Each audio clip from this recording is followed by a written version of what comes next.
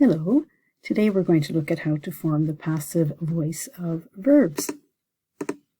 So as we know, verbs are either active or passive, and what that means is that if you have an active sentence, it is the subject of the sentence who is doing the action. And a passive sentence, the subject of the sentence is receiving the action.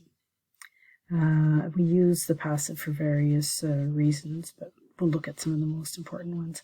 It's important to remember that to form the passive, we use the verb to be in the appropriate verb tense, of course, plus the past participle of the main verb. So in this sentence, the mouse ate the cheese. This is an active sentence in the simple past. So here's my subject, my verb, and my object. I'm going to take the object. It becomes the new subject of my passive sentence. The cheese was eaten by the mouse. We don't really care, I suppose, what ate the cheese. And in this case, I take the verb to be and I put it into the past tense. And then my verb ate, I'm going to switch that into the past participle. So the most common reason that we use the passive voice is when the result of the action is more important than the doer. We can also use it when we're not sure who performed the action. We can use it as well if we, and this is often common, that we don't want to lay the blame on somebody, so we'll use a passive voice. And we often use it in formal reports or the sciences, art, for example. We could say, the Mona Lisa was painted by Leonardo da Vinci. So we're going to look at some examples. Here my verb is in the simple present. Cats chase birds. And so I'm going to say birds are chased by cats. Why do I use are here? It's because my verb is in the simple present here. So I have to use the simple present here as well. And it has to agree with my subject. And then I use, this is what I consider my main verb, and I put it into the past participle. Someone hit my car. I don't know who that someone was. Maybe it's not important. I think the important thing is that my car was hit. So again, this is in the simple past. So my verb to be is in the simple past plus the past participle. The Chinese invented paper.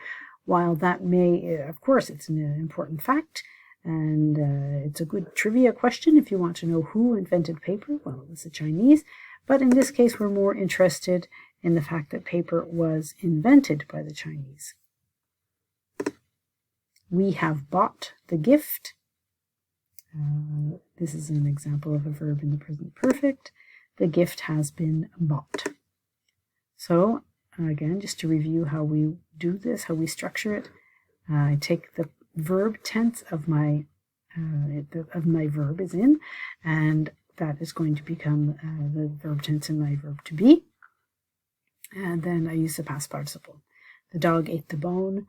The bone was eaten by the dog. They are predicting weather patterns for the next 5 years.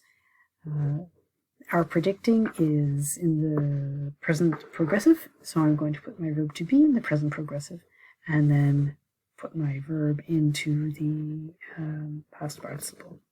This is a more effective sentence because we don't really know who they are. We don't necessarily care either. They have finally finished the new bridge. Again, we're certain that it was probably engineers, and they're all very important people, but in this case we're more interested in the result, in that the new bridge has finally been finished. So again, you can see how I have put the verb to be into this same verb tense, the present perfect, and then just continued on with the same past participle. A couple more examples. I will have finished the report by noon.